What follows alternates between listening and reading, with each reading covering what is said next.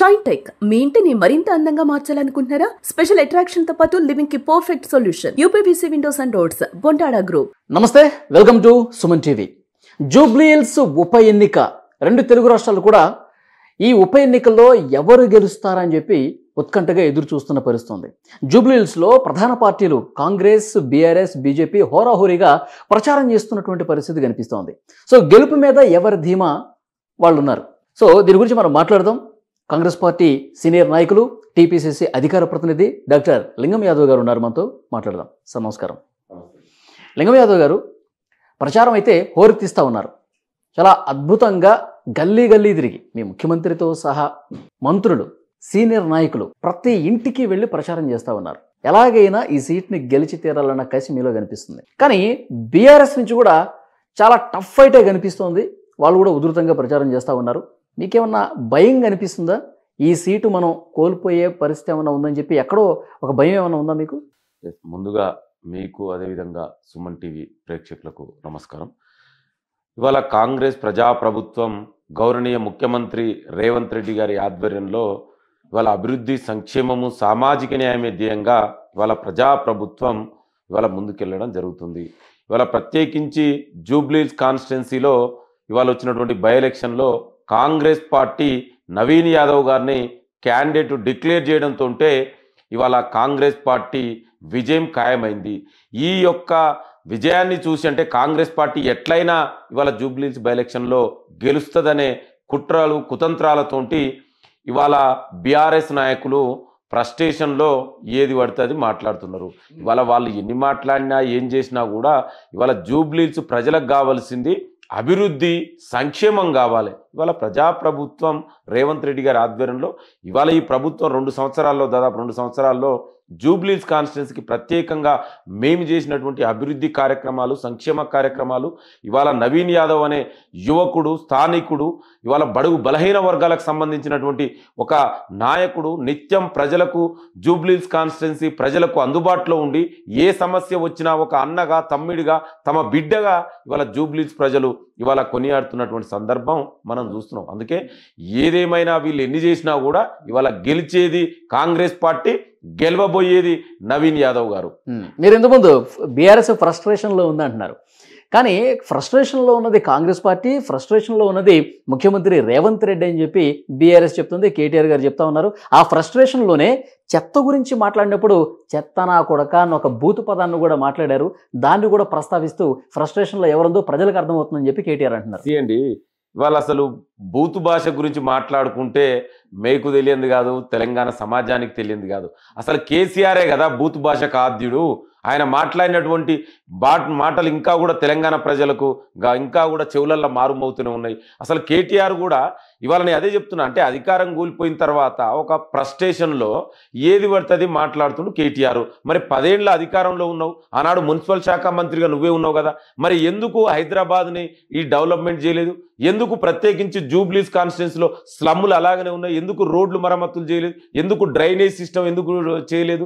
ఇవాళ మీరు చూస్తున్నారు, చిన్న వర్షం వచ్చినా కూడా ఇవాళ కాలనీలకు, ఇండ్లకు నీరు వచ్చినటువంటి సందర్భం కనబడుతుంది. ఇవాళ ఈ ప్రజాప్రభుత్వం ఏర్పడిన తర్వాత ముఖ్యమంత్రి గారి రేవంత్ రెడ్డి గారి ఆధ్వర్యంలో ఇవాళ ప్రత్యేకించి జూబ్లీ హిల్స్ కాన్స్టిట్యున్సీలో ఇవాళ డ్రైనేజ్ సిస్టమ్ కానీ, వాటర్ సిస్టమ్ కానీ, ఇవాళ సివరేజ్ ప్రాబ్లమ్స్ కానీ, ఇవాళ అక్కడ ఉన్నటువంటి రోడ్లు కానీ ఇవాళ ఈ ప్రజాప్రభుత్వం వేసింది కదా. మరి నువ్వు ఎందుకు చేయలేదు? నువ్వు చేయాలి కదా. మరి నువ్వు మున్సిపల్ శాఖ మంత్రి, నీ కిందే వస్తుంది కదా, మరి నువ్వు ఎందుకు చేయలేదు ఈ సమస్యలు? అంతెందుకంటే నేను సూటిగా ప్రశ్నిస్తున్నా, 10 ఏళ్లలో మీరే మంత్రిగా ఉన్నారు కదా, ఏనాడైనా జూబ్లీ హిల్స్ కాన్స్టిట్యున్సీ విజిట్ చేసిరా? ఐ కెన్ ఛాలెంజ్ కేటీఆర్ గారిని. మరి మీరు ఎందుకు పర్యటించలేదు? అంటే మీకు ఇవాళ అధికారం కోల్పోయిన తర్వాత ఓట్ల కోసం సెంటిమెంట్ డ్రామాలు, ఇట్లాంటి డ్రామాలు మాట్లాడుతున్నారు. ఇవాళ ఇన్ని మాట్లాడుతున్నారు కదా, మరి ఇదే కేటీఆర్ గారు నవీన్ యాదవ్ని ఒక రౌడీ గుండాని ఎట్లా అంటారండి? ఏ బేస్లే, వాట్ బేసెస్, ఏ ఆధారం ఉన్నాయని? ఇవాళ నవీన్ యాదవ్ ఒక చదువుకున్న యువకుడు, ఇవాళ ఒక బడుగు బలహీన వర్గాలకు సంబంధించిన బీసీ వ్యక్తి అంటే ఎమ్మెల్యే కాకూడదా? ఇవాళ మేము ఒక పార్టీ సామాజిక న్యాయాన్ని పాటిస్తూ ఇవాళ కాంగ్రెస్ పార్టీ ఒక టికెట్ ఇస్తే నువ్వు ఎట్లా బేస్లెస్ అలిగేషన్ చేస్తావు? ఏ కేసులుండే నవీన్ మీద రౌడీ షీట్ ఉందా? షోమీ రౌడీ షీట్ ఉంటే ఎక్కడో, అంటే నువ్వు ఎట్లా అలిగేషన్ చేస్తావు? అంటే ఒక బలహీన వర్గాల నాయకుల మీద. అందుకే చెప్తున్నా, ఇది ఒక వ్యక్తి మీద జరిగే దాడి కాదు, టోటల్గా బలహీన వర్గాల మీద, బీసీ సమాజం మీద ఇవాళ కేటీఆర్ దాడి చేస్తుండు. అంటే నీ ఉద్దేశం ఏంది? ఇవాళ నవీన్ యాదవ్ మీద ఉన్నటువంటి కేసులు, మరి ఈ దేశంలో కేసులు లేని రాజకీయ నాయకుడు ఎవరండి? కేటీఆర్ మీద కేసులు లేవా? హరీష్ రావు మీద కేసులు లేవా? కేసీఆర్ మీద కేసులు లేవా? అంటే నవీన్ యాదవ్ మీద మీరు పెట్టిన కేసులు కదా. మీ అధికారంలో ఉన్నప్పుడు మీ అధికారాన్ని వినియోగించి ఒక బీసీ బిడ్డ అయిన నవీన్ యాదవ్ మీద దొంగ కేసులు పెట్టిరు. ఆ కేసులు తప్ప ఏ కేసులు ఉన్నాయి? అందుకే ఇవాళ సెంటిమెంట్ రాజకీయాలకు ఎవరు తెరరేపిండండి? ఎవరు బీఆర్ఎస్ క్యాడర్ మొత్తాన్ని కూడా నేను గంటలో వేసేస్తానని చెప్పి ఇలాంటి మాటలు కాంగ్రెస్ అభ్యర్థి మాట్లాడొచ్చా? ఇది కదా రౌడీ భాష అని చెప్పి మాట్లాడుతున్నా. ఏంటి నేను ఏమంటున్నంటే, ఇవాళ అక్కడ జరిగింది ఏంది? అక్కడ కాంగ్రెస్ ప్రచార రథం వెహికల్ పోతుంటే బీఆర్ఎస్ పార్టీకి సంబంధించిన మాజీ ఎమ్మెల్యే సుదర్శన్ రెడ్డి గారు ఆ వెహికల్ని తగలబెడతా అన్నాడు. అంటే ఇవాళ బీఆర్ఎస్ నాయకులకి తగలబెట్టడం అనేది దీని పేరు మీద డ్రామాలు చేయడం ఇవాళ కొత్త కూడా కాదు. గతంలో తెలంగాణ ఉద్యమంలో కూడా ఆనాడు అగ్గిపెట్టి హరీష్ రావు కూడా ఏ విధంగా తగలబెట్టుకుంటాను చేయడం వల్ల తర్వాత విద్యార్థుల ఆత్మ బలిదానాలకు కారణమైనటువంటి వ్యక్తి ఆనాడు హరీష్ రావు గారు. మరి ఇవాళ ఒక ప్రచార రథం కాంగ్రెస్ పార్టీ పోతుంటే నువ్వు ఒక ఎమ్మెల్యేగా చేసినావు, కనీసం సోయి ఉండదా? నువ్వు తగలబెడతాను ఎట్లా అంటావు? దానికి ఒక ఎమ్మెల్యే క్యాండిడేట్గా అక్కడ ప్రజల సమస్యలకు ఆ నాయకుడుగా అట్లా అనకూడదు, తప్పు. మీరు అట్లా చేస్తే ఇక్కడ మా ప్రజలు తిరగబడతారని చెప్పారు. దాంట్లో తప్పే ఉందండి. అంటే మీరు వెహికల్ తగలబెడితే చూసుకుంటావన్నా? ఇదేనా మీరు? అంటే అధికారం లేనప్పుడే ఇట్లా చేస్తుర్రే. మరి 10 ఏళ్లలో ఎంత దుర్మార్గాలు చేసిరు, ఎంత భయభ్రాంతులకు గురి చేసిరు. అందుకే కదా మిమ్మల్ని ఫామ్ హౌస్ కు పరిమితం చేసిరు. అందుకే కేసీఆర్ కు ముఖం లేక ఫామ్ హౌస్ లో దాక్కుంటుండు. నేను ఐ కెన్ ఛాలెంజ్, నీకు దమ్ముంటే కేసీఆర్ వచ్చి ప్రచారం చేయమనండి. మేము 10 ఏళ్లలో ఏం చేసినాం? మా దుర్మార్గ పాలన, అవినీతి అక్రమాల పాలన, మేము దళితులకు మోసం చేసినాం, బీసీలను మోసం చేసినాం, మైనార్టీలను మోసం చేసినాం, గిరిజనులను మోసం చేసినాం, యువతను మోసం చేసినాం, రైతులను మోసం చేసినాం అని అడుగుతారా? అందుకే అవి అడగలేకనే కదా కేసీఆర్ ఫామ్ హౌస్. అంటే హామీల విషయం కూడా ప్రస్తావిస్తున్నారు. కాంగ్రెస్ గ్యారెంటీలు పూర్తిగా ఎక్కడ అమలవుతూ ఉన్నాయి? పెన్షన్లు ఇస్తా ఉన్నారా? లేకపోతే ప్రతి ఆడబిడ్డకు కూడా 2500 రూపాయలు నెలకి ఇస్తామని చెప్పారు, అది ఇచ్చారా? లేదంటే కళ్యాణ లక్ష్మి పథకంలో భాగంగా తులం బంగారం ఇస్తా ఉన్నారు. అవన్నీ కూడా ఈ ప్రచారంలో ప్రస్తావిస్తా ఉన్నారు. ఇవాళ ప్రజాప్రభుత్వం ఏర్పడిన తర్వాత ఇవాళ మీరు 10 ఏళ్లలో విధ్వంసం చేస్తే ఇవాళ విధ్వంసం నుంచి వికాసం వైపు ఇవాళ ప్రజాప్రభుత్వం ముందుకెళ్తుంది. ఇవాళ అభివృద్ధి వైపు ముందుకెళ్తుంది. ఇవాళ మేము ఇచ్చినటువంటి గ్యారంటీల గురించి మాట్లాడుతారు. ఎస్, ఇవాళ ప్రజాప్రభుత్వం ఏర్పడిన తర్వాత 24 గంటలు దాట ముందుకే ఇవాళ మహిళలకు ఉచిత బస్ ప్రయాణం, ఇవాళ దాని ద్వారా ఆర్థిక స్వాలంబన, ఆర్థిక చేయిత వస్తుంది.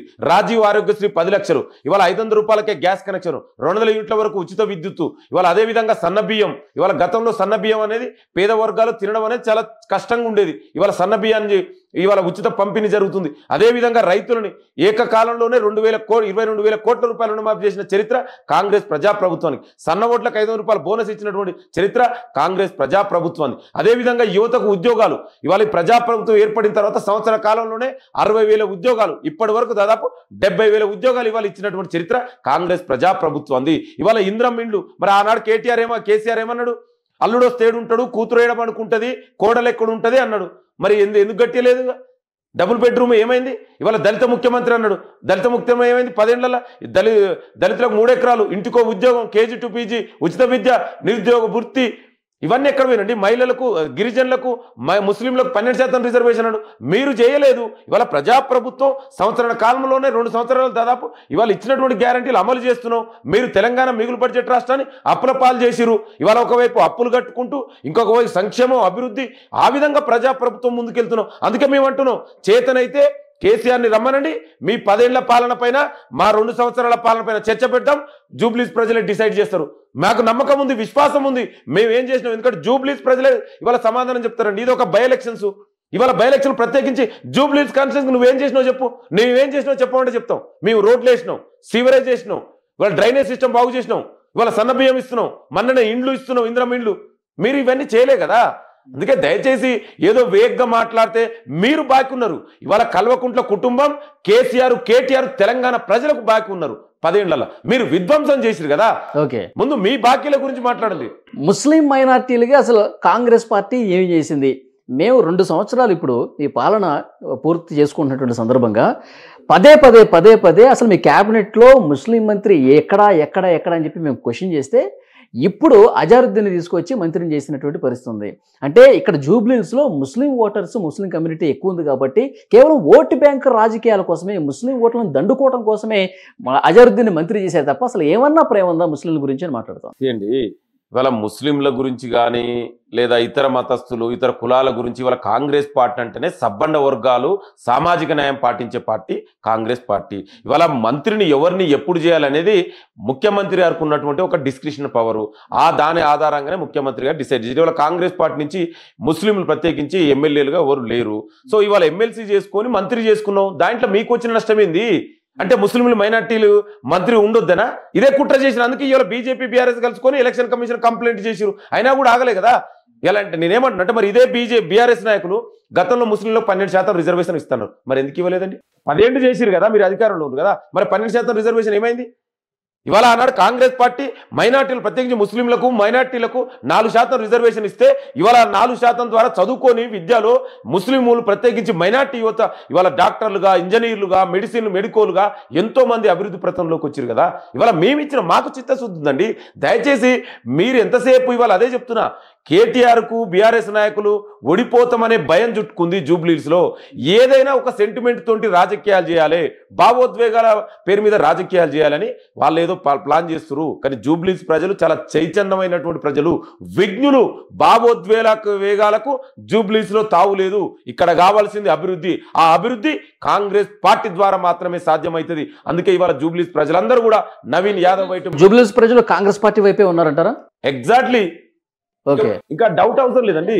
ప్రజలు కాంగ్రెస్ పార్టీని ఎందుకు చూస్తున్నారు అంటే ఏం చెప్తారు మీరు? అదే చెప్తున్నా, 10 ఏళ్ల బీఆర్ఎస్ విధ్వంస పాలన, నిరంకుశ పాలన, ఇవాళ ప్రజాప్రభుత్వం తీసుకుంటున్నటువంటి ఒక ప్రోగ్రెసివ్ ఇవాళ చర్యలు, ఇవాళ ప్రజాప్రభుత్వం తీసుకున్నటువంటి సంక్షేమ కార్యక్రమాలు, ఇవాళ పెట్టుబడులు, అభివృద్ధి, ఇవన్నీ చూసి ఇవాళ మా ప్రజాప్రభుత్వం, మంత్రులు, ముఖ్యమంత్రులు, ప్రజలు స్వేచ్ఛగా కలిసి హైదరాబాద్ బ్రాండ్ ఇమేజ్ పూర్తిగా దెబ్బతీసేశారంట కదా ఈ 2 సంవత్సరాల్లో. హైడ్రాని తీసుకొచ్చారు, ఇళ్ళన్నీ కూల్చేస్తా ఉన్నారు, పేదవాడి ఇల్లు కూల్చేస్తా ఉన్నారు. ఎందుకంటే పేదవాడు క్వశ్చన్ చేయడు కాబట్టి. మీ మంత్రుల ఫామ్ హౌస్లు, మంత్రుల ఇళ్ళు అన్నీ కూడా చెరువుల్లో, కుంటల్లో ఉంటే వాటిని అన్ని పక్కన పెట్టేసి ముందు పేదవాడి దగ్గరికి ఎందుకు వస్తా ఉన్నారు? హైడ్రాతో పూర్తిగా డ్యామేజ్ అయిపోయింది, రియల్ ఎస్టేట్ కూడా పడిపోయిందని చెప్తా ఉన్నారు. దీనికి సమాధానం ఇవాళ అదే చెప్తున్నా, రియల్ ఎస్టేట్ పడిపోయిందంట. మీరు మొన్ననే చూసారు, ఇక్కడే మణికొండలో ఎకరం ఎంత ధర పలికిందో. అంటే నేను ఏమంటున్నా అంటే, ఇవాళ హైడ్రా ఎందుకు తీసుకొచ్చినామండి? హైదరాబాద్ నగరం ఇవాళ ప్రపంచ క్యాపిటల్ నగరంగా ఎదిగింది. అంటే పెట్టుబడుల నగరంగా హైదరాబాద్ మారింది. ఇవాళ ప్రపంచంలో ఉన్నటువంటి పెద్ద పెద్ద మల్టీనేషనల్ ఎంఎన్సీ కంపెనీలన్నీ కూడా ఇవాళ హైదరాబాద్ వైపు చూస్తున్నాయి. ఇవాళ తెలంగాణ ప్రభుత్వం తెలంగాణని ఒక దేశానికి మోడల్ రాష్ట్రంగా, ఒక ఆదర్శ రాష్ట్రంగా తీర్చిదేయాలనే ఉద్దేశంతో ఇవాళ ప్రభుత్వం ముందుకెళ్తుంది. ఇవాళ 10 ఏళ్లల్లా మీరు చెరువులని, ప్రభుత్వ భూములని, నాలాలని కబ్జా చేసిర్రు. ఇవాళ మీరు చూస్తున్నారు, చిన్న వర్షం వచ్చినా కూడా ఇవాళ హైదరాబాద్లో ఏ విధంగా ట్రాఫిక్ జామ్ అవుతుంది, ఇళ్లకు, కాలనీలకు నీళ్లు వస్తున్నటువంటి ఈ సమస్య ఉంది. ఈ సమస్యని అధిగమించాలి. మన నగరం ఇవాళ గ్లోబల్ సిటీ ఎదగాలంటే ఈ సమస్యలను పరిష్కరించాలి. చెరువులని, ప్రభుత్వ భూములను కాపాడొద్దంట. చెప్పండి, మీరు ఒక సీనియర్ జర్నలిస్టు. సార్, ఉద్దేశం మంచిదే, ఉద్దేశం మంచిదే. హైడ్రా తీసుకురావడం కరెక్టే. చెరువులను కబ్జా చేస్తే ఆ అక్రమ నిర్మాణాలన్నింటినీ కూడా కూలగొట్టడం సరైన పద్ధతే. కానీ మంత్రులు ఉన్నారు, పెద్ద పెద్ద వ్యాపారవేత్తలు ఉన్నారు. ముందు వాళ్ళ దగ్గరికి వెళ్ళి వాళ్ళ ఇల్లు కూల్చేసి అందరికీ ఆదర్శవంతంగా నిలవాల్సింది పోయి ముందే పేదవాళ్ళను కూల్చేస్తే ఇదే ఎక్కడ న్యాయం అని ప్రశ్నిస్తా ఉన్నారు. ముఖ్యమంత్రి గారి బ్రదరు తిరుపతి రెడ్డి గారి ఇల్లు చెరువులోనే ఉందని చెప్పేసి అంటున్నారు. పట్నం మహేందర్ రెడ్డి గారిది అట్లాగే ఉందంటున్నారు. చాలా మంది, రేవంత్ రెడ్డి గారు వాళ్ళ స్వగ్రామంలో కూడా అదే పరిస్థితి. కానీ వాటి జోళ్ళకి వెళ్లకుండా పేదవాళ్ళని ఎందుకు కోలుగొడుతున్నారు? కాంగ్రెస్ ప్రజాప్రభుత్వానికి మాకు పేదలు, ధనికులు, పెద్దలు అని ఎవరు లేదండి. మీరు ఆ విషయానికి వస్తే మరి 10 ఏళ్లలో అధికారంలో ఉన్నటువంటి కేసీఆర్ కన్వెన్షన్ మన అందరికీ తెలిసింది, నాగార్జునది కాదు, మరి ఎందుకు కూలగొట్టలేదండి? ఇవాళ ప్రజాప్రభుత్వం ఆ పని చేసింది కదా, అక్కడ చెరువును పునరుద్ధరించింది కదా. పక్కనే మీరు చూసిరు, మొన్ననే బతుకమ్మకుంట అంబర్పేటలో అసలు అక్కడ చెరువే లేదన్నారు కదా. ఇంత మీరే చూసిరు కదా, అక్కడ ఒక బతుకమ్మకుంట తెలిసిన తర్వాత ప్రజల ఆనందం చూడండి. అంటే ఆ ప్రభుత్వం మాది ఒక మంచి ఉద్దేశంతో ముందుకెళ్తుంది. మీరన్నట్టు నిజంగా ఎవరైనా పేదలు, నిజమైన అర్హులైన వ్యక్తులు ఎవరికైనా నష్టం జరిగితే మా ప్రభుత్వానికి కన్సర్న్ ఉంది. వాళ్ళకు బెటర్గా ఫెయిర్ కాంపెన్సేషన్ ఇవ్వడమా, R&R ప్యాకేజ్ ఇవ్వడమా, ఇందిరా మిల్లు ఇవ్వడమా, వాళ్ళని ఏ విధంగా ఆదుకోవాలో మాకు తెలుసండి. మీకేం తెలుసండి? గడీలలో, ఫామ్ హౌస్లలో కట్టుకున్నటువంటి వ్యక్తులు మీరు 1000 కోట్లు సంపాదించుకొని ఆ సంపాదించుకున్నటువంటి ఆస్తులలో ఇవాళ పంపకాల గొడవలు వచ్చినటువంటి ఫ్యామిలీలు మీరే ఇదే కేటీఆర్ మరి మాట్లాడుతుంది కదా. మరి 311 జీవోని అతిక్రమించి ఎట్లా ఫామ్ హౌస్ కట్టుకున్నాండి? జన్వాడ ఫామ్ హౌస్ ఎట్లా కట్టుకోండు? మంత్రి గుండు కనీసం సోయి ఉండదా నీకు? అక్కడ ఫామ్ హౌస్ లో కట్టొద్దని తెలియదా నీకు? మరి ఎట్లా 311 జీవోని ఎట్లా అతిక్రమించినావు? అంటే నువ్వు చేసేదంతా ఈ పని ఇవాళ అధికారం కోల్పోయిన తర్వాత పేదలు గుర్తొచ్చారు. మరి 10 ఏళ్లలో ఏనాడైనా పేదల గురించి నువ్వు పట్టించుకున్నావా? వాళ్ళకి ఎందుకు నువ్వు డబుల్ బెడ్రూమ్ ఇల్లు ఎందుకు కట్టియలేదు? ఎందుకు మూసిని పునరుద్ధరించలేదు? ఇవాళ మూసిని పునరుద్ధరిస్తే మీకు వచ్చే నష్టమైంది, చెరువులని ప్రభుత్వ భూములు కాపాడితే మీకు వచ్చే నష్టమైంది. ఇవాళ కేటీఆర్ కుట్ర ఉంది. ఇలా ఏం కుట్ర అంటే ఇవాళ ఈ ప్రభుత్వ 10 ఏళ్లుగా చెరువులని ప్రభుత్వ భూములని నాలాలని కబ్జా చేసింది కేటీఆర్ అనుచరులు. ఇవాళ అందుకే భూ బకాసురులకు కేటీఆర్ అండగా ఉంటున్నాడు. ఇవాళ మీ చెర నుంచి భూ బకాసురుల నుంచి ప్రభుత్వ భూములు రక్షిస్తే మీకు వచ్చే నష్టమైంది? మీకు వచ్చే నష్టమేంది అంటే ప్రభుత్వ భూములు అట్లనే ఏదైనా అక్రమాలకు గురి కానించాలా? మీ హయాంలో జరిగింది, మా ప్రభుత్వంలో జరగదు. ఇది ప్రజాప్రభుత్వం. మేము ప్రజలకు అకౌంటబిలిటీ ఉంటాం, ప్రజలకు జవాబుదారీతనం ఉంటాం. కేటీఆర్ లెక్క ఫామ్ హౌస్ గులాంగిరి కాదు. ఇది ప్రజలకు ఏదైనా సమాధానం ప్రజలకు చెప్తాం. ప్రజలకు ఏ విధంగా ఆదుకోవాలో మాకు తెలుసు, మీకేం తెలుసండి? మీరు ఏమైనా ప్రజలు పట్టించుకుర్రా? ఇవాళ గుర్తొచ్చిరు అసలు జూబ్లీహిల్స్లో, హైదరాబాద్లో జూబ్లీహిల్స్ అంటే ఎలిట్ ఏరియానే కాదు, బస్తీలు ఉంటుంది, రహమత్ నగర్ ఉంటుంది, బోరబండ్ ఉంటుంది, షేక్పేట్ ఉంటుంది, యూసఫ్ కూడా బస్తీలు ఉంటుందని నీకేనాడు ఆయన తెలుసా? ఇవాళ గుర్తొచ్చిన నీకు, ఎందుకంటే నీకు ప్రజల గురించి ప్రజా సమస్యల గురించి తెలియని వ్యక్తులు నువ్వు కదా. అందుకే మా కన్సర్న్ ఉంది, ఏ విధంగా ఆదుకోవాలో మాకు తెలుసు. ఇవాళ హైదరాబాద్ అనేది తెలంగాణని ఒక మోడల్ రాష్ట్రంగా తీర్చిదిద్దాలి. ఒక భవిష్యత్తు ఇవాళ తెలంగాణ రైజింగ్ అనే పేరుతో ప్రపంచం నుంచి పెట్టుబడులను కూడా తీసుకొచ్చినటువంటి ప్రభుత్వం మాది. ఇవాళ మీరు మాట్లాడుతున్నారు కేటీఆర్ 10 ఏళ్లలో. కేటీఆర్ దేనికి బ్రాండ్ అంబాసిడర్ అండి? హైదరాబాద్ కేటీఆర్ ఐటీ మినిస్టర్ అయిన తర్వాత తెలంగాణకు ఐటీ వచ్చిందా? మీరు చెప్పండి. హైదరాబాద్లో ఈ ఐటీని తీసుకొచ్చిందన్న కాంగ్రెస్ ప్రభుత్వం, నేదులమట్టి జనార్దన్ రెడ్డి గారు, ఆ తర్వాత వచ్చినటువంటి ముఖ్యమంత్రులు చంద్రబాబు నాయుడు గారు, రాజశేఖర రెడ్డి గారు తర్వాత వచ్చారు. దాన్ని కంటిన్యూ చేసిన లెగసీ కేటీఆర్ పాత్ర ఏం లేదంటారా? ఐటీ ఉత్పత్తుల్ని విపరీతంగా పెంచడంలో కావచ్చు, సాఫ్ట్వేర్ కంపెనీలు తీసుకురావడంలో కావచ్చు. నేనేమంటున్నంటే ఇవాళ తెలంగాణకు ఇంటర్నేషనల్ ఎయిర్పోర్ట్ కట్టింది ఎవరు హయాంలో కట్టింది? రాజీవ్ గాంధీ ఇంటర్నేషనల్ ఎయిర్పోర్ట్ రాజశేఖర రెడ్డి గారు. ఔటర్ రింగ్ రోడ్ ఎవరు ఆధ్వర్యంలో వచ్చిందండి? ఇవాళ ఈ పీబీఆర్ ఎక్స్ప్రెస్ వే ఎవరు ఆధ్వర్యంలో? హైదరాబాద్ లో ఫ్లైఓవర్లకు కారణం ఎవరండి? మొదట్లో కన్స్ట్రక్ట్ చేసింది మేము కదా, మా కాంగ్రెస్ ప్రభుత్వం కదా. ఇవాళ దీని ఈ 10 సంవత్సరాల బీఆర్ఎస్ పనులు దాన్ని కంటిన్యూ చేసుకుంటూ ఏం చేసినా అదే చెప్తా. కేటీఆర్ దేనికి బ్రాండ్ అంబాసిడర్ అంటే టానిక్ అని, ఇక్కడే మీ పక్కనే ఉంటది టానిక్ అనే దానికి. టానిక్ అంటే తెలంగాణలో ఏమనుకుంటారండి? జ్వరం వస్తే ఏదన్నా మెడిసిన్ అనుకుంటారు, కానీ తెలంగాణకు దేనికి మార్చిండు తెలుసా? టానిక్ అడ్డాగా మార్చిండు, విదేశీ మద్యం కంపెనీలు పెట్టి డ్రగ్స్ అడ్డాగా మార్చిండు. దీనికి సన్బర్గ్ అనే కార్యక్రమాన్ని ఇక్కడే గచ్చిబౌలి స్టేడియంలో పెట్టి యువ మైనర్లను కూడా అలౌ చేసినటువంటి దుర్మార్గులు గత పాలకులు. నువ్వు దానికి brand ambassador. సన్బర్గ్ ambassador KTR. Tonic లాంటి కంపెనీ విదేశీ మద్యం కంపెనీకి బ్రాండ్ అంబాసిడర్గా పనిచేసిండు. ప్రజల గురించి మీకేం తెలుసండి? అందుకే ఇవాళ మా ఐటీ శాఖ మంత్రి, మా ముఖ్యమంత్రి మీ లెక్క పేరుకు బ్రాండ్ గా అంబాసిడర్ అని ప్రచారం చేసుకుంటారు. 2 సంవత్సరాలుగా తెలంగాణ జనం సొమ్ము దోచేస్తా ఉన్నారు. తెలంగాణ ఖజానాను పూర్తిగా దోచేసి కాంగ్రెస్ హైకమాండ్కి పంపిస్తూ ఉన్నారు. మహారాష్ట్ర ఎన్నికల్లో కావచ్చు, ఇప్పుడు జరుగుతున్న బీహార్లో కావచ్చు, మొన్న జరిగిన హర్యానాలో కావచ్చు, ఈ ఎన్నికల్లో కాంగ్రెస్ పార్టీ తెలంగాణ సొమ్మునే పంచుతుంది. ఆ ఎన్నికల్లో గెలవటం కోసం ఇక్కడి నుంచి రేవంత్ రెడ్డి కోట్ల రూపాయలు కాంగ్రెస్ హైకమాండ్కి పంపిస్తా ఉన్నాడు. ఇది కేటీఆర్ చేస్తున్నటువంటి విమర్శ. అదండి, కేటీఆర్ని ఏదైనా చేస్తాడు. నేను అదే చెప్తున్నాను, అధికారం కోల్పోయిన తర్వాత ఒక ఫ్రస్ట్రేషన్లో ఉన్నాడు. ఇవాళ నేను ఏమంటున్నంటే తెలంగాణ రాష్ట్ర సమితిని బీఆర్ఎస్గా మార్చింది ఎందుకోసం అండి? ఇవాళ ఇదే బీఆర్ఎస్గా మార్చి కర్ణాటకలో పోటీ చేస్తాం, మహారాష్ట్రలో పోటీ చేస్తాం, అదేవిధంగా ఆంధ్రాలో పోటీ చేస్తాం అన్నాడు. మరి ఎక్కడ పోయిరండి? మహారాష్ట్రకు 1000 కార్లతో మీరు అందరూ చూసారు. కేసీఆర్ 1000 కార్లతోటి మహారాష్ట్రకు పోయిండు. మీరు ఆనాడు కర్ణాటకలో కాంగ్రెస్ని ఓడగొట్టడం కోసం జేడీఎస్ సపోర్ట్ చేసింది మీరు. ఇవాళ మేమెందుకండి? ఇవాళ మాకు ప్రజల మద్దతు ఉంది. ప్రజాస్వామ్యబద్ధంగా కాంగ్రెస్ ప్రజాప్రభుత్వం ముఖ్యమంత్రి రేవంత్ రెడ్డి గారి ఆధ్వర్యంలో ముందుకెళ్తుంది. మీ లెక్క మేము చేయవలసిన అవసరం లేదు కదా. అందుకే టీఆర్ఎస్ బీఆర్ఎస్ అయింది, బీఆర్ఎస్ వీఆర్ఎస్ కాబోతుంది. వాలంటరీ రిజైన్ సమితి అయింది. వాళ్ళు మాట్లాడితే ఎట్లండి? ఏదైనా ఆధారాలు ఉంటే చూపెట్టండి. ఏదిలో వేగ్ ఏది పడుతుంది మాట్లాడడం. ఏదన్నా నీ దగ్గర ఆధారాలు ఉన్నాయా? ఇవాళ ఎవరు తెలంగాణ సొమ్ముని దోచుకుందవరండి? తెలంగాణ ప్రజల కష్టార్జితమైన సొమ్ముని దోచుకొని దాచుకున్నారు.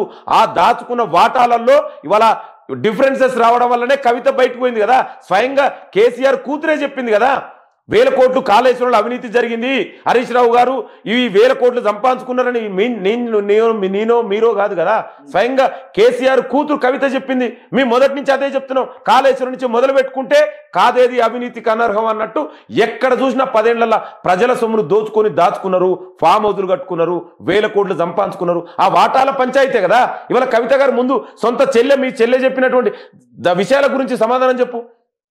1000 కోట్లు వాటాల పంపక పంచాయితే కదా. ఇవాళ కవిత పంచాయతీ ఏందండి? అంటే కవితకు వాటి ఇవ్వకపోవడం వల్ల హరీష్ రావు కేటీఆర్ పంచుకోరు, కవితకు వాటి ఇవ్వలేదు, అందుకే బయటకు వచ్చి చెప్పింది. దానికి సమాధానం చెప్పు ముందు. ఎట్లొచ్చినండి 2014 ముందు కేసీఆర్, హరీష్ రావు, కవితారావు, కేటీఆర్ ఆస్తులు ఎంత అండి? ఇవాళ ఆస్తులు ఎంత వాళ్ళకు? ఈ 1000 కోట్లు ఎట్లొచ్చినాయి? ఎక్కడి నుంచి వచ్చినాయి? వాళ్ళ ప్రజాప్రభుత్వం అందుకే ఎంక్వైరీ చేస్తుంది, ఎంక్వైరీ బయటపడుతుంది. డెఫినెట్ కూడా నిజాలు బయటకు వస్తాయి. నేను అదే చెప్తానండి, ఈ అవినీతి అక్రమాలని వల్ల బయటపడడం వల్ల కేసీఆర్ తెలంగాణ ప్రజలకు, జూబ్లీస్ ప్రజలకు ముఖం చూపించుకోలేక ఫామ్ హౌస్లో దాక్కుండు. ఇంకా మీ కేటీఆర్ ఏం మాట్లాడతారండి? ఏదో ఫ్రస్ట్రేషన్లో ఏదో ఇవాళ ఒకవైపు హరీష్ రావు, కేటీఆర్, కవితారావు ఈ గ్రూప్ పంచాయతీల వల్ల, వాటాల పంచాయతీల వల్ల నేను ఏం మాట్లాడుతున్నా. అందుకే తెలంగాణ ప్రజలు కూడా ఇప్పుడు కిషన్ రెడ్డి గారు ఒక మాట అన్నారు, ఈ పోటీ బీజేపీకి మజ్లిస్కి మధ్య జరుగుతున్న పోటీ అని చెప్తా ఉన్నారు. ఆయన ఏమంటారు? ఏంటి ఇవాళ బీఆర్ఎస్ బీజేపీ రెండు ఒకటే. బీజేపీ నాయకులకు తెలిసిందే మతం పేరు మీద సెంటిమెంట్ రాజకీయాలు.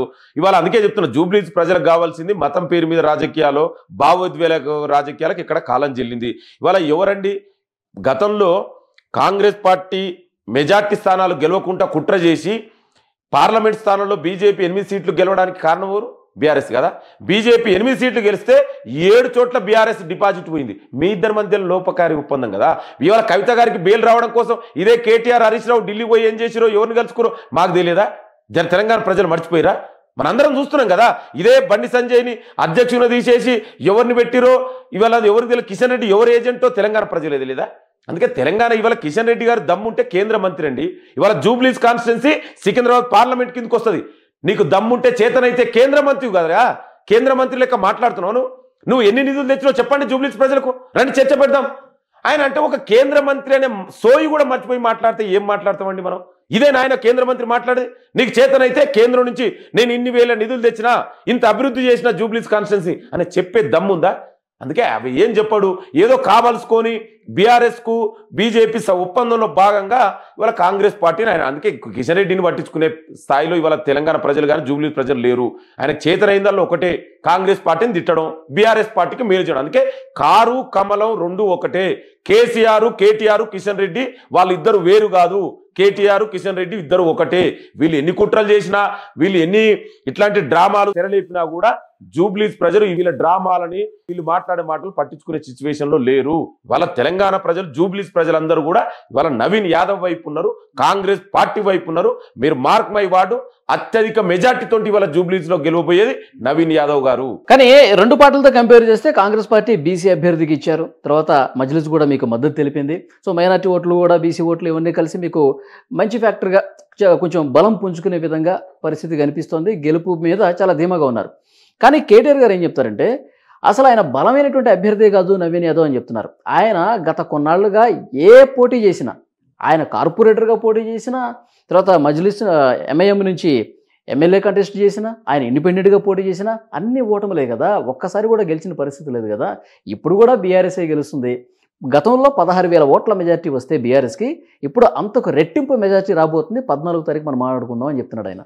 నేను అదే చెప్తున్నాండి, ఇవాళ కేటీఆర్ గారు ఒక బడు బలహీన వర్గాలకు సంబంధించి కాంగ్రెస్ పార్టీ టికెట్ ఇస్తే బీసీ యువకుడికి ఇవాళ తట్టుకోలేక ఇవాళ క్యారెక్టర్ అసాసిన్ చేయడం అనేది జరుగుతుంది. ఇది చాలా తప్పు అంటున్నాను నేను. అంటే మీ కేటీఆర్ దృష్టిలో అంటే మీరు మాత్రమే ఎంపీలు, ఎమ్మెల్యేలుగా ఉండాలి, అంటే ఒక బడుగు బలహీన వర్గాల వ్యక్తులు ఎమ్మెల్యేలుగా ఉండకూడదని మీ ఉద్దేశం. ఇవాళ కాంగ్రెస్ పార్టీ సామాజిక న్యాయాన్ని పాటించి ఒక బీసీ యువకుడికి ఇస్తే ఇవాళ మీరు తట్టుకోలేకుండా ఈ క్యారెక్టర్ అసాసిన్ చేసుకుంటా ఇవాళ ఎవరు గెలవండి? ప్రజలు మా వైపు ఉన్నారు, మీ వైపు ఎవరున్నారో చూసుకోండి. అసలు మీ దాంట్లో ఇవాళ మీకు ఇవాళ డిపాజిట్ వస్తే కనుక్కోండి. ఇవాళ కాంగ్రెస్ పార్టీకి క్యాండిడేట్ నవీన్ యాదవ్ గారు 50,000 మెజార్టీతో గెలవబోతున్నారు. నేను రాసి పెట్టుకోండి. ఇవాళ కేటీఆర్ని ఎవరు పట్టించుకుంటాడు? మీరు చూడండి, కేటీఆర్ వచ్చి సభలు పెడితే కాస్త జనాలు లేకుండా వెలవెలబోతున్నాయి. ప్రజలు పట్టించుకుంటలేరు. బీఆర్ఎస్ నాయకులు ఇళ్లకు రానివ్వట్లేదు, కాలనీలకు రానివ్వట్లేదు. మీరు వద్దు, మీ 10 ఏళ్ల పాలన వద్దు బాబు, మాకు 10 ఏళ్ల పాలన మీరు తెలంగాణని విధ్వంసం చేసిర్రు. ఈ జూబ్లీస్ కాన్స్టిట్యున్సీని కూడా 10 ఏళ్ళు మీరే అధికారంలో ఉన్నారు కదా. మరి ఏనాడైనా వచ్చినవా కేటీఆర్? ఏ గల్లీకి పోయినావో చెప్పు 10 ఏళ్లలో. ఇవాళ మీకు గుర్తొచ్చింది. అందుకే ఇవాళ కేటీఆర్ని కానీ, ఇవాళ చనిపోయిన వ్యక్తి కూడా మాగంటి గోపినాథ్, చనిపోయిన వ్యక్తి గురించి నేను మాట్లాడదలుచుకోలేదు, కానీ ఆయన కూడా అక్కడి నుంచి ప్రాతినిధ్యం 3 సార్లు వహించుడు. ఏం చేసిండో చూస్తారు కదా. వాళ్ళ ఎమ్మెల్యే గారు ఆయన, మరి కేటీఆర్ మున్సిపల్ శాఖ మంత్రులు ఎన్ని నిధులు తెచ్చినో చెప్పు. నీ దమ్ముంటే నీ మున్సిపల్ శాఖ మంత్రి ఉన్నప్పుడు జూబ్లీస్కి చేసిన నిధులు చెప్పే దమ్ము నీకుందా? అది ఏం లేకుండా, అందుకే ఇవి ఏమి నడవేయండి ఈ సెంటిమెంట్. నేను అదే చెప్తున్నా, గెలిపించింది బీఆర్ఎస్ కదా సార్. అదే చెప్తున్నా. ఎస్, మీరు ఏమన్నారు ఇవాళ మీరు ఏం చేశారు అసలు అధికారం ఉన్నప్పుడు ఏం చేశారు జూబ్లీహిల్స్కి హైదరాబాద్కి ఏం చేశారంటే హైదరాబాద్లో ఒక్క స్థానం కూడా కాంగ్రెస్ పార్టీకి రాలేదు. అదే చెప్తానండి, అసెంబ్లీ ఎలక్షన్లో ఇవాళ జరిగినటువంటి ప్రత్యేకించి ఆనాడు అసెంబ్లీ ఎలక్షన్లో కాంగ్రెస్ పార్టీకి ఇక్కడ సీట్లు రాకపోవడానికి చాలా కారణాలు ఉన్నాయి. ప్రత్యేకించి ఇవాళ కేటీఆర్ బీఆర్ఎస్ నాయకులు వాళ్ళు ఏదో ఒక మాయ చేసి మేమేదో చేస్తున్నాం హైదరాబాద్కు తెలంగాణకి ఏదో చేస్తున్నాం అన్నారు. అందుకే రియలైజేషన్ అయ్యారు కదా ఇవాళ. అందుకే గతంలో వాళ్ళు రియలైజేషన్ అయ్యారు కేసీఆర్ పాలన వల్ల. ఇవాళ జూబ్లీహిల్స్ బై ఎలక్షన్లో ఇప్పుడు రియలైజేషన్ అవుతారు కేసీఆర్ పాలన. ఎస్, కేసీఆర్ 10 ఏళ్ల పాలన మాకు వద్దు, అదంతా నియంతృత్వం, దోచుకోవడం, దాచుకోవడమే, వాళ్ళు చేసినటువంటి దుర్మార్గాలు ఇవాళ బయటకు వస్తున్నాయి. అందుకే ఇవాళ జూబ్లీహిల్స్ ప్రజలు మీరు చూడండి అండి, ఇవాళ జరగబోయే ఎలక్షన్లో నవీన్ యాదవ్ గారు 50,000 మెజార్టీ పైగా గెలవబోతుండు. అసలు బీఆర్ఎస్ క్యాండిడేట్కి ఎన్ని ఓట్లు వస్తాయో మీరు చూడండి. ఇవాళ వాళ్ళు ఎక్కడైనా బీఆర్ఎస్ క్యాండిడేట్ గురించి ఇవాళ ఎలక్షన్ వస్తే క్యాండిడేట్ ఎవరండి? జూబ్లీహిల్స్లో కేటీఆరా? ఇవాళ నవీన్ యాదవ్ గురించి నిత్యం ప్రజలకు అందుబాటులో ఉంటాడు కాంగ్రెస్ నుంచి. ఇవాళ యువకుడు, చదువుకున్నటువంటి వ్యక్తి, ఇవాళ ప్రజలకు ఏ సమస్య వచ్చినా కూడా అందుబాటులో ఉన్నటువంటి వ్యక్తి. ఇవాళ కేటీఆర్ ఏం మాట్లాడుతున్నా ఆయనే చేస్తాడు. ఇవాళ కేటీఆర్ సెంటిమెంట్ రాజకీయాలు చేస్తుండు సునీత గారి గురించి. మరి గతంలో ఇదే పీజేఆర్ చనిపోతే ఆనాడు కాంగ్రెస్ పార్టీ ఫ్యామిలీకి టికెట్ ఇస్తే మరి బీఆర్ఎస్ క్యాండిడేట్ పెట్టింది మీరే కదా. అదేవిధంగా తెలంగాణ వచ్చినాక కూడా రామరెడ్డి వెంకరెడ్డి అనే కాంగ్రెస్ పార్టీ ఎమ్మెల్యే ఖమ్మంలో చనిపోతే అక్కడ వాళ్ళ ఫ్యామిలీకి టికెట్ ఇస్తే ఇదే కేటీఆర్ ఏం మాట్లాడింది తెలుసా అండి? ఎందుకు మీరు మహిళలకు ఇస్తున్నారు, ఎందుకు మహిళల్ని మీరు రోడ్ల మీద తిప్పుతున్నారు, ఎమ్మెల్సీ ఇవ్వచ్చుగా అన్నారు. మరి మేము కూడా ఇవ్వాలి అదే అంటున్నాం అండి. ఎందుకు సునీత గారిని మీరు రోడ్ల మీద తిప్పుతున్నారు, ఎమ్మెల్సీ ఇవ్వచ్చుగా మీ పార్టీ తరఫున? ఇవాళ సొంత చెల్లె సమస్యలు తీర్చనేవాడు ఇవాళ సునీత గారి సమస్యలు తీర్చని బయటకు వచ్చాడు. ఎట్లా నమ్ముతారండి ప్రజలు? ముందు మీ చెల్లెకి సమాధానం చెప్పు. మీ చెల్లె చాలా ప్రశ్నలు అడిగింది కదా, దానికి సమాధానం చెప్పం ముందు. దానికి ధైర్యం లేదు. అందుకే ఈ సెంటిమెంట్ రాజకీయాలు, ఈ క్యారెక్టర్ అసాసినేట్ చేయడం, ఈ బీసీల మీద వ్యతిరేక భావం, ఈ బడుగు బలహీన వర్గాలు ఎదుగొద్దనే కుట్రతోటి కేటీఆర్ మాట్లాడుతుండు. అందుకే ఇవి ఏమి నడవై. ఇవాళ ప్రజలు చాలా చైతన్యవంతులండి, వాళ్ళ విజ్ఞులు, వాళ్ళు అన్ని గమనిస్తున్నారు. అంటే మీరు మాత్రం ఎమ్మెల్యేలు కావాలా, ఒక బీసీలు కావాలి. కొన్ని సర్వేలు కూడా బయటకు వస్తున్నాయి సార్, కొన్ని సర్వేలు బయటకు వస్తున్నాయి. బీఆర్ఎస్ అవుట్రేట్గా అద్భుతమైనటువంటి విజయం సాధించబోతుంది సర్వేలు చెప్తున్నాయి. ఆ సర్వేలు చూసినప్పుడు ఏమనిపిస్తుంది? వాళ్ళ సర్వేల గురించి, కొన్ని యూట్యూబ్ ఛానళ్ళ గురించి, వాళ్ళ పత్రికల గురించి 10 ఏళ్లలో కేటీఆర్ దోచుకున్నటువంటి సొమ్ముతోటి పెట్టించుకున్నటువంటి ఎన్నో పత్రికలు పెట్టుకున్నారు, ఎన్నో ఛానల్స్ పెట్టుకొని ఆ పేడు మీడియాలు కొన్ని ఉన్నాయి. సో ఆ మీడియా ద్వారా వాళ్ళ ద్వారా సర్వే చేయించుకొని వాళ్ళు సెల్ఫ్ డబ్బా కొట్టుకుంటున్నారు తప్ప అక్కడ ఏ నిజం లేదు. నేను అదే చెప్తున్నా. రేపు మీరు చూడండి, జూబ్లీహిల్స్ ప్రజలు గెలవబోయేది అత్యధిక మెజార్టీతోటి గెలవబోయేది నవీన్ యాదవ్ గారు. ఈ ఫేక్ సర్వేల వల్ల, ఈ ఫేక్ యూట్యూబ్ ఛానల్ వల్ల, ఈ ఫేక్ పత్రికల వల్ల ఇవాళ ఎన్ని చేసినా బురద జల్లినా కూడా తెలంగాణ ప్రజలు పట్టించుకోరండి. ఎందుకంటే మీరు 1000 కోట్లు దగ్గర డబ్బులు ఉన్నాయి కాబట్టి సర్వేలు చేయించుకుంటావు. ఎందుకంటే 1000 కోట్లు సంపాదించుకోరు కదా, ఆ డబ్బులు ఇచ్చి ఎన్నైనా ఫేక్ సర్వేలు చేస్తారు. ఇవాళ ప్రజలు మా వైపు రండి, తెలంగాణ జూబ్లీహిల్స్ ప్రజలు కాంగ్రెస్ వైపు ఉన్నారు. కాంగ్రెస్ పార్టీ నవీన్ యాదవ్ గారు డబ్బులతోటి కాదు, జూబ్లీహిల్స్ ప్రజల గెలుచుకున్నటువంటి వ్యక్తి నవీన్ యాదవ్ గారు. జూబ్లీహిల్స్ ప్రజల మనసులలో ఉన్నటువంటి వ్యక్తి కాంగ్రెస్ పార్టీ నవీన్ యాదవ్. సో మాకు డబ్బులతో సంబంధం లేదండి, ప్రజలే మాకు బ్రాండ్. రూపాయి కూడా ఖర్చు పెట్టకుండా మీరు ఎన్నికలు గెలవబోతున్నారు. మేము అదే చెప్తున్నాం కదా. ఇవాళ జూబ్లీహిల్స్ ఎలక్షన్లో కాంగ్రెస్ పార్టీ చేసినటువంటి అభివృద్ధి కార్యక్రమాలు, సంక్షేమ కార్యక్రమాలే మా బ్రాండ్ అంబాసిడర్లు. ఈ అభివృద్ధి కార్యక్రమాలే మమ్మల్ని గెలిపిస్తాయి. ఇవాళ వాళ్ళు డబ్బులు సంపాదించుకోరు, ఎందుకంటే 10 ఏళ్లలో తెలంగాణ సొమ్ముని దోచుకుంది వాళ్ళు కదా. ఆ దోచుకొని దాచుకున్నారు వాళ్ళు వంచుతారేమో, మాకు అది అవసరం లేదండి. జూబ్లీహిల్స్ ప్రజలల్లో మనసులలో ఉన్నది కాంగ్రెస్ పార్టీ నవీన్ యాదవ్ గారు. మాకు ఏ డబ్బుతోటి అవసరం లేదు. కేటీఆర్ ఎన్ని డబ్బులు వంచినా, బీఆర్ఎస్ పార్టీ ఎన్ని దుష్ప్రచారాలు చేసినా ఇవాళ అవి ఏమి వర్కౌట్ కావు. గెలవబోయేది కాంగ్రెస్ పార్టీ నవీన్ యాదవ్ గారు. చూద్దాం సార్, 14వ తారీఖు రిజల్ట్ వచ్చిన తర్వాత మళ్ళీ ఒకసారి మనం మాట్లాడుకుందాం. Thank you very much. Thank you.